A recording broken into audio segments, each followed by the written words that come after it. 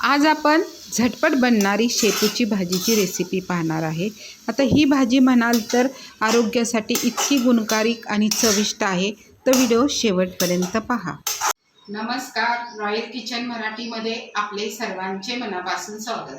शेपूची भाजी बनवण्यासाठी गॅसवर लोखंडाची कढई ठेवली।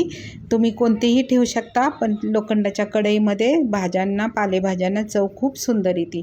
त्यामध्ये बघा 1 ते 1.5 चमचा तेल टाकायचं। तेल पण थोडं जास्त टाकलं की अजून भाज्यांना चव येते। आता त्यामध्ये पाव चमचा जिरे टाकून घ्यायचे। जिरे चांगले तडतडले की त्यामध्ये काय टाकायचं, मी 6 लसणाच्या पाकळ्या घेतलेल्या आहेत आणि 4 असे हिरव्या मिरच्या। तर हिरव्या मिरच्या तुमच्या आवडीनुसार तिखट टाकू शकतात। हे मिक्सरला मी जाडसर थोडंसं फिरवून घेतलेले आहे। आता ते टाकून घेतलेले। आता हे 1-2 मिनटं चांगलं परतून घ्यायचं, जेणेकरून त्याचा कच्चा पण गेला पाहिजे। या पद्धतीने परतून घ्यायचं।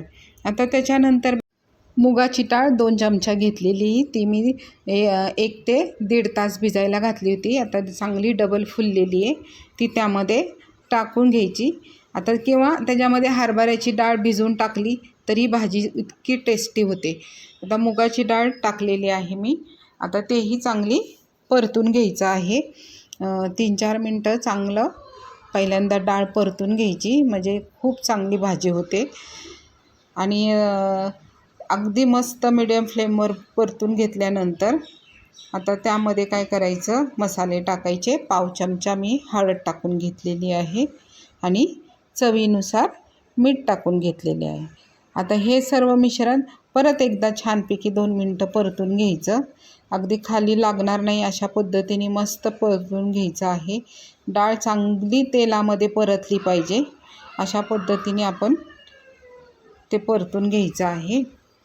आता त्याच्यानंतर बघा, एक शेपूची जुडी घेतली होती, ती चांगली निवडून स्वच्छ 3 पाण्याने धुवून कापून घेतलेली आहे। आता ही फ्रेश शेपूची भाजी आहे, ती आपण त्यामध्ये टाकून घ्यायची।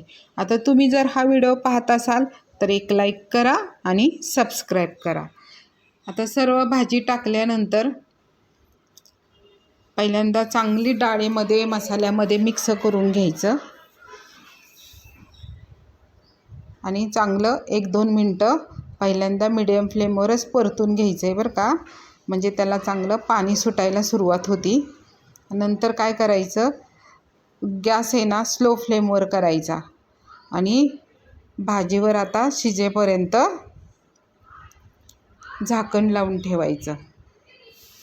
आता 10-1 मिनटं शिजेपर्यंत झाकून ठेवायचं। आता 10 मिनटं झाले बघा, भाजी एकदम मस्त शिजलेली आहे। आता ही भाजी बघा तुम्ही गरम गरम भाकरीसोबत, ज्वारीची भाकर असू दे, बाजरीची भाकर असू दे, त्यामध्ये ते इतकी सुंदर लागते। शिवाय चपातीबरोबर पण छान लागते। आणि ही भाजी खाल्ल्यानंतर शरीराला इतकी फायदेशीर असते की माझ्या घरी नेहमी केली जाते। इतकी गुणकारी ही भाजी आहे। तुम्ही पण अशाच पद्धतीने करून बघा आणि मला कमेंट्स करून सांगा। भेटूया अशाच नवीन छान छान रेसिपीमध्ये। तोपर्यंत आनंदी राहा, मस्त राहा। धन्यवाद।